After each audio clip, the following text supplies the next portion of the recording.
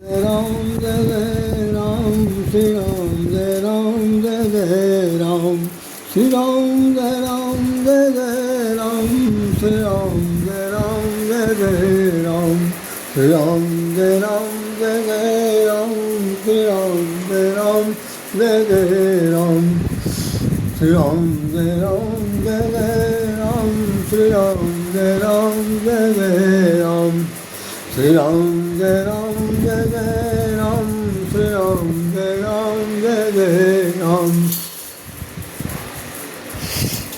बड़े भाग मानुष तर पावा असुर दुर्लभ सब ग्रंथ निगावा। बड़े भाग मानुष तर पावा असुर दुर्लभ सब ग्रंथ निगावा। नरकन कर फल विषय न भाई अल्पहु मृत नरक दुखदाई। अल्पहु मृत्यु नरक दुखदाई अल्पहु मृत्यु नरक दुखदाई।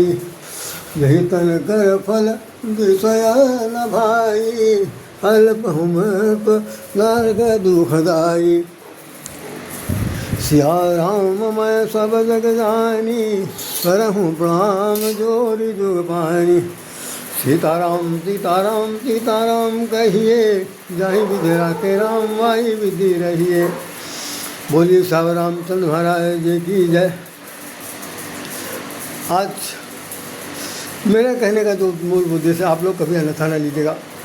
आप मेरे परम प्रिय हैं, हम आपके परम प्रिय हैं नहीं हैं, इसका तो मूल्यांकन मैं नहीं कर सकता।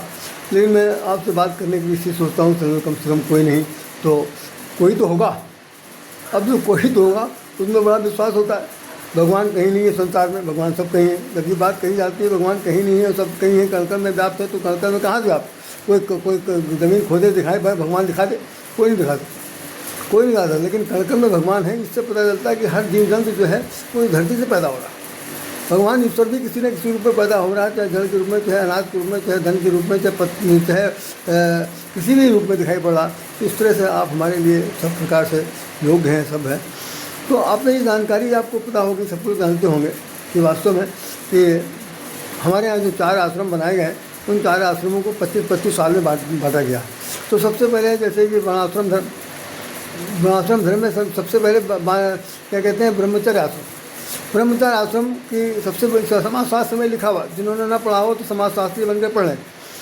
तो ये 5 वर्ष से लेकर के 25 वर्ष तक उसको अध्यापन कार्य, तो 5 वर्ष तक तो बच्चा पढ़ने जाता नहीं।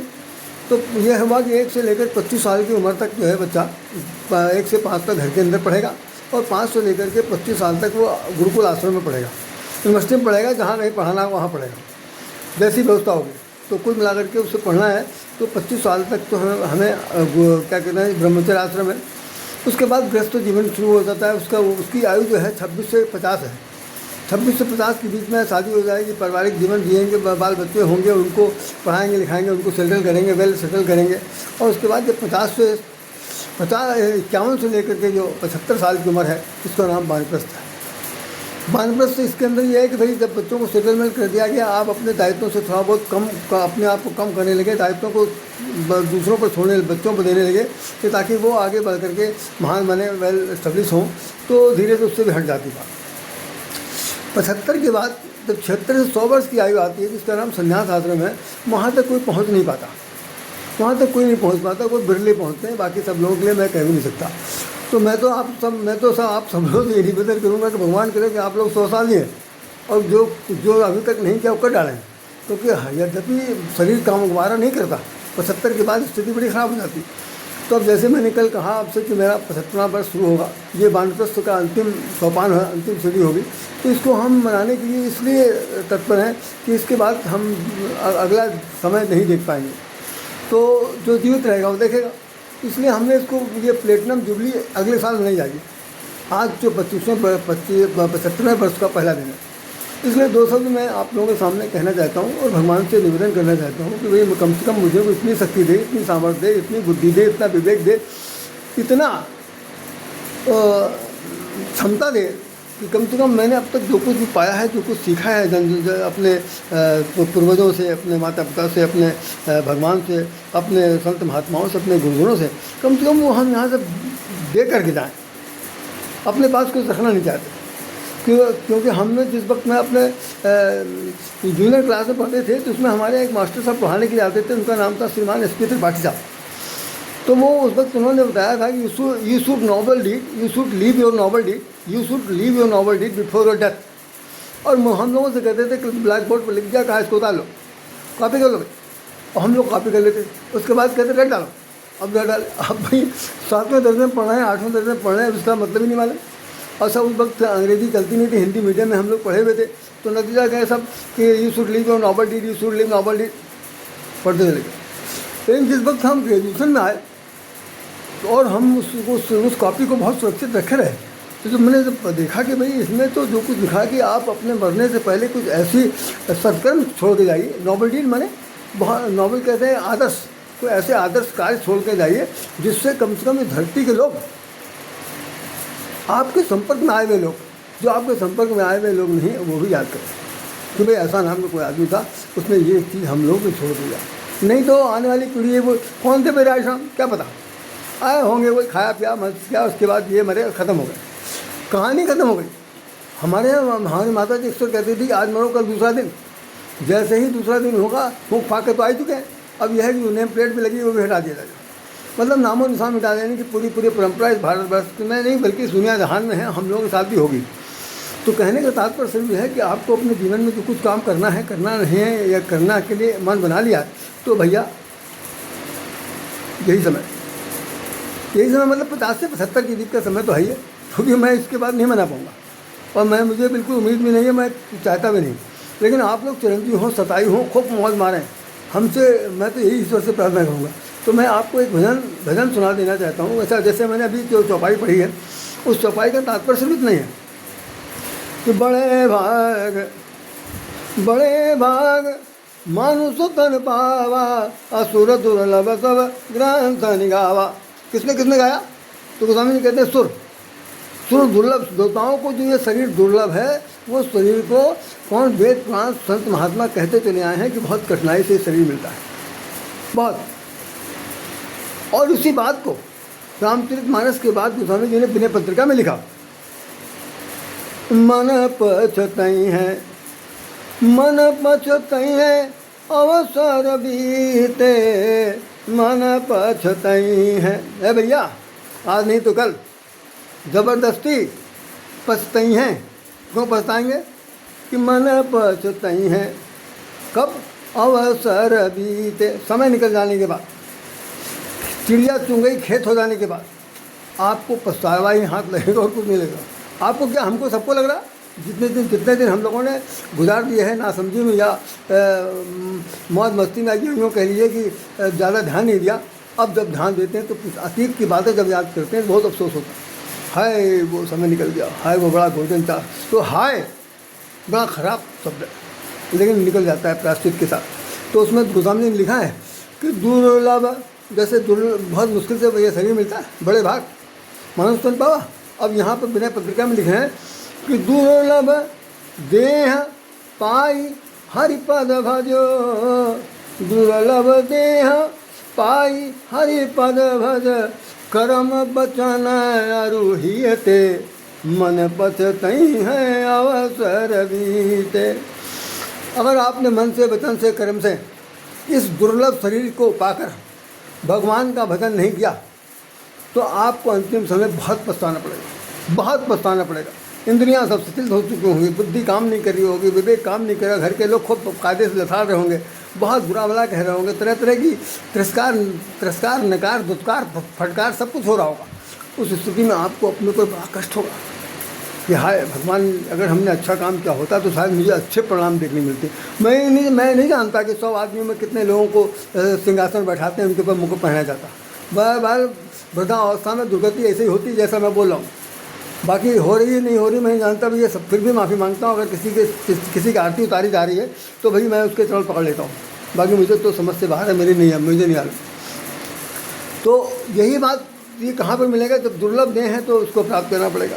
और गोस्वामी जी ने उसमें लिख दिया क्या नाम रामायण में कि यही तन कर, जो शरीर आपको मिला है, यही तन कर फल विषय न भाई, अल्पहु मृत नरक दुखदाई। इस शरीर के पाने का फल विषय भोग नहीं है, काम भोग नहीं है, परिवार संतत पैदा करना ज़्यादा नहीं है, बल्कि कहना क्या, इसको राम के नाम पर सत्कर्म के लिए, प्रहित के लिए, परोपकार के लिए और अच्छे अच्छे कर्तव्य का पालन करने के लिए लगाना है। तो यही तन कर फल विषय न भाई, अल्पहु मृत्यु नरक दुखदाई। और बहुत ही जल्दी मृत्यु होगी और मृत्यु होते समय नरक का सबसे बड़ा दरवाज़ा देखने को मिलेगा। तो हम सब लोगों को बहुत सावधान होना चाहिए। और आपको बता दूं, मैं अपनी तरफ से मैंने जो गीत लिखा था, अभी हाल में लिखा, मैं 2 लाइन अभी मैं सुना देता हूँ। अभी पहले सुन लीजिए। मैं इसी मंदिर में जहाँ आप हैं खड़े, इसी मंदिर के अंदर कभी एक समय मैंने इसको गीत को लिखा था। ना ही कहूँ ठौर और रो पड़ा मैं इसको लिखने के बाद। ना ही कहूँ ठौर और ना ही कहूँ ठौर और, तज के राम के चरनिया मनुआ, तज के राम के चरनिया मनुआ। ना ही कहूँ ठौर और ना ही कहूँ ठौर और, ना ही केहू माई बाप, ना ही केहू नात बात, ना ही केहू माई बाप, ना ही केहू नात बात। लागे मोह को जग में मनुआ, लागे मोह को जग में मनुआ। सब और ना ही कहूँ ठौर। संसार में कोई मुझे नहीं दिखा, कोई नहीं, कोई ठिकाना नहीं। ठिकाना अगर मिलेगा तो उसी राम दरबार में, उसी राम के चौखट में मिल सकता है और कहीं नहीं मिल सकता। इसलिए जितने बड़े बड़े संत महात्मा हुए हैं, आखिरकार उन्होंने घर द्वार छोड़ करके गए तो भगवान की शरणागति हो गए। तो मैं इस किसी से नहीं कह रहा हूँ कि आप लोटा डंबर संभालिए और कंठी माला पहनिए चले जाइए, ऐसा कुछ नहीं। घर के अंदर रह करके भी आप अपने सत्कर्म कर सकते हैं, अपने लक्ष्य की पूर्ति कर सकते हैं, जो चाहे वो कर सकते हैं। तो मैं 1 सेकंड आपको सुना दूँ वो जो पद भगवान से हमने निवेदन किया, स्तुति किया है, वो देख लीजिए। तुम जीवन के 75वें वर्ष के प्रवेश के पहले दिन पर हमने जो ये लिखा है, उसकी लाइन ये है, लाइन बता रहा हूँ आपको। तुम ही हो रघुबर, तुम ही हो कान्हा, तुम ही हो रघुबर, तुम ही हो कान्हा, तुम ही हो सब जीवन के जीवात्मा। तुम ही हो रघुबर, तुम ही हो कान्हा, तुम ही हो सबकी जीवात्मा। तुम्हारे चरणों में हम पड़े हैं, तुम्हारे चरणों में हम पड़े हैं। कृपा करो हे परमात्मा, कृपा करो हे परमात्मा। अंतिम लाइन मैंने जो लिखी, मैं पूरा लाइन तो पूरा पढ़ नहीं रहा हूँ क्योंकि बहुत 16-17 लाइनें हैं, लेकिन लास्ट की लाइन फिर पढ़ दे रहा हूँ। 75वें वर्ष का प्रथम दिवस संग, 75वें वर्ष के प्रथम दिवस संग, जीवन अर्पण है परमात्मा, जीवन अर्पण है परमात्मा। राधे की विनती उद्धार करो प्रभु, राधे की विनती उद्धार करो प्रभु। तुम बिन कोई न परम आत्मा, तुम बिन कोई न परमात्मा। तुम ही हो रघुबर, तुम ही हो कान्हा, और तुम ही हो सबकी जीवात्मा। तो ये जो विशेष रूप से मैंने जो आज लिखा है उसको मैंने आपके सामने बताया। और मैं क्या कह सकता हूँ, ज़्यादा यही समझ सकते हैं कि आप लोग सुनिए, पढ़िए, देखिए। और एक लाइन मैं आपको और सुना दूँ, बहुत अच्छी बात है जिसे आपके सामने रख रहा हूँ मैं। मेरे जीवन नौका पार करो हे कृपा सिंधु हे भक्त वसल। मेरी जीवन नौका पार करो हे कृपा सिंधु हे भक्त वसल। तुम बिन कौन नाथ दीनन का, तुम बिन कौन नाथ दीनन का। तुम ही दीन दयाल वत्सल, तुम हो दीन दयाल वत्सल। भव सिंधु बीच नौका डगमग, नहीं सूझ रहा अब निश्चल हल। उस पार करेगा कौन मुझे, उस पार करेगा कौन मुझे। तुम एक मेरे हो भक्त वसल। मेरी जीवन नौका पार करो, हे कृपा सिंधु हे कृपा सिंधु हे वक्त वसल। ये जीवन की लाइन है जिसमें हमने आपको सुनाया। मेरी ये पुस्तक है जिसके अंदर मैंने लिखा था। तो इन शब्दों के साथ ज़्यादातर मेरी तरफ से यही प्रार्थना है कि समय बहुत कम है, बहुत मुश्किल से शरीर मिलता है। इस शरीर को पाने के बाद जितना आप इसका सदुपयोग कर सकते हैं, जितना भी इसको नहीं हो, एक लाइन ख़त्म करने से पहले बता दूं, उसमें लिखा हुआ का बरसा जब कृषि सुखाने, समय चूक पुण्य का पछताने, अत्रसित वारी जो बिनु तनु त्यागा, अमुय करेगा सुधा तड़ागा। अगर प्यासा आदमी मैं प्यासा हूँ कहें और अमृत से भरे हुए तालाब के पास वो खुद न जाए तो तालाब उसके पास नहीं आएगा।